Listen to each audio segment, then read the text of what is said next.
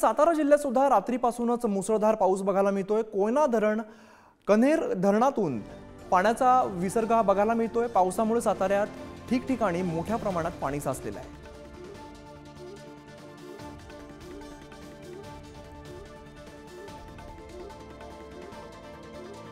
आज कन्हेर धरणाचा विसर्ग आता थोड्या वेळाने चालू होईल, किंबहुना चालूही झाला असेल।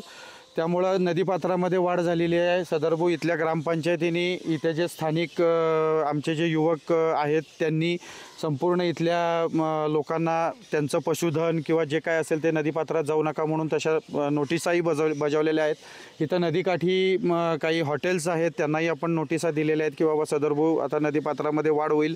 खरं तर इथल्या स्थानिक जे लोक इथं फिरण्यासाठी वगैरे येत असतात ते आता पूर्णपणे ठप्प झालेले आहेत। मग त्यांचं येणं या ठिकाणी पूर्ण बंद झालेलं आहे आणि ते बंद करणं सुद्धा इथली ग्रामपंचायत आहे किंवा स्थानिक लोक आहेत त्यांना ते गरजेचं आहे आणि म्हणून थोड्या प्रमाणात त्रास होत आहे, परंतु प्रशासनानं किंवा इथल्या जे स्थानिक लोक आहेत त्यांनी योग्य त्या सूचना लोकांना दिलेल्या आहेत।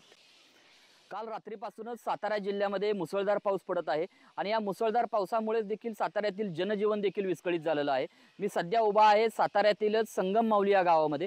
या गावामध्ये कृष्णा नदी आणि वेण्णा नदीचा संगम झालेला आहे।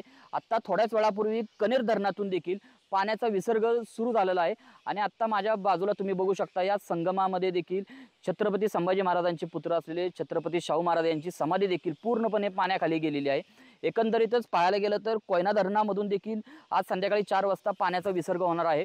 त्याचबरोबर कन्हेर धरणातून पाणी सोडल्यामुळे देखील नदीकाठच्या गावांना देखील धोका असल्याचं प्रशासनाने सांगण्यात आलेलं आहे। माझ्यासोबत काही ग्रामस्थ आहेत त्यांच्याकडून आपण जाणून घेऊयात। खरं तर इथल्या स्थानिक जे लोक इथं फिरण्यासाठी वगैरे येत असतात ते आता पूर्णपणे ठप्प झालेले आहेत। मग त्यांचं येणं या ठिकाणी पूर्ण बंद झालेलं आहे आणि ते बंद करणं सुद्धा इथली ग्रामपंचायत आहे किंवा स्थानिक लोक आहेत त्यांना ते गरजेचं आहे आणि म्हणून थोड्या प्रमाणात त्रास होत आहे, परंतु प्रशासनानं किंवा इथल्या जे स्थानिक लोक आहेत त्यांनी योग्य त्या सूचना लोकांना दिलेल्या आहेत। आज कन्हेर धरणाचा विसर्ग आता थोड्या वेळाने चालू होईल, किंबहुना चालूही झाला असेल। त्यामुळे नदीपात्रामध्ये वाढ झालेली आहे। सदरभू इथल्या ग्रामपंचायतीने इथे जे स्थानिक आमचे जे युवक आहेत त्यांनी संपूर्ण इथल्या लोकांना त्यांचं पशुधन किंवा जे काय असेल ते नदीपात्रात जाऊ नका म्हणून तशा नोटिसाही बजावलेल्या आहेत। इथं नदीकाठी काही हॉटेल्स आहेत त्यांनाही आपण नोटिसा दिलेल्या आहेत की बाबा सदरभू आता नदीपात्रामध्ये वाढ होईल।